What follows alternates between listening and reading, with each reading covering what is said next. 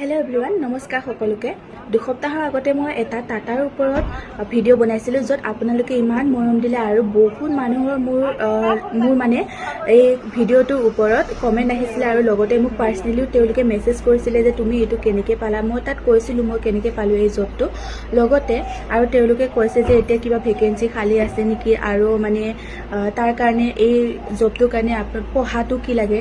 তো মই ইমান বিশেষ নাজানো, কাৰণ আমি যেতিয়া আহিছিলোঁ তেতিয়া আমাক মানে 1000 ছোৱালী ৰিক্ৰুটমেণ্ট ওলাইছিলে আৰু আমাৰ কলেজৰ প্ৰিন্সিপাল, জাগিৰোড কলেজৰ প্ৰিন্সিপালে যোন জাগিৰৰ হয় তেওঁলোকে গমেই পাব, এনাউন্স কৰিছিলে যে এনেকৈ তামিলনাডুৰ 1000জনী ছোৱালী ৰিক্ৰুটমেণ্ট ওলাইছে, তাত তোমালোকে যাব পাৰা এক্সাম দি, এক্সাম পাছ হ'লে যাব দিব তোমালোকক, এনেকৈ কৈছিলে। লগতে কৈছিলে যে তোমালোকৰ সুবিধা হ'ব যদি তোমালোকে তাত ট্ৰেইনিংটো লৈ আহা। আগন্তুক দিনত যিহেতু জাগিৰোডত এটা ধুনীয়া ছেমি কণ্ডাক্টৰ হৈ আছে, তোমালোকে ইয়াত ভাল সংস্থাপন পাবা বুলি কৈছিলে। আৰু আমি তেতিয়া মানে যিহেতু প্ৰিন্সিপাল ছাৰে কৈছিল ন, আমি মানে এক্সামটো দিলোঁ, লগতে আমি কোৱালিফাই হ'লোঁ। তাতে বহুত ছোৱালী কোৱালিফাই হৈছিলে, তাৰ ভিতৰত বহুত ছোৱালী নাহিলে, তাৰে 1000জনী চিলেক্ট কৰি লৈ অনা হৈছিলে কামটোৰ কাৰণে।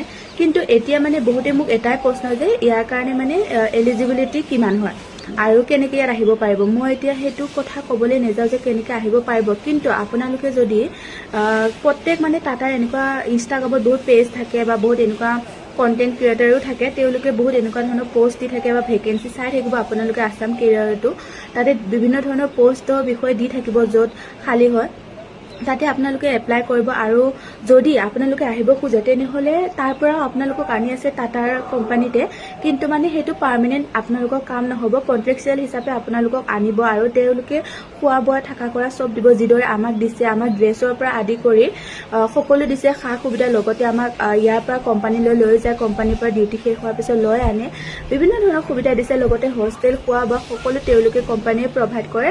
আৰু চেলেৰী, বহুতৰ এটাই কুৱেশ্যন আছিলে চেলেৰীটো আমাৰ বহুত ভালেই, মানে যিহেতু আমি এতিয়া ছোৱালী, যিখিনি ছোৱালী এজনী চলিবৰ কাৰণে লাগে সেইখিনি ধুনীয়াকৈ হৈ যায়।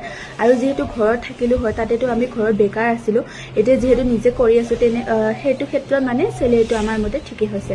আৰু যদি কিবা আপোনালোকৰ জানিবলগীয়া থাকে তেনেহ'লে মোক কমেণ্ট কৰিব বা মেছেজ কৰিব।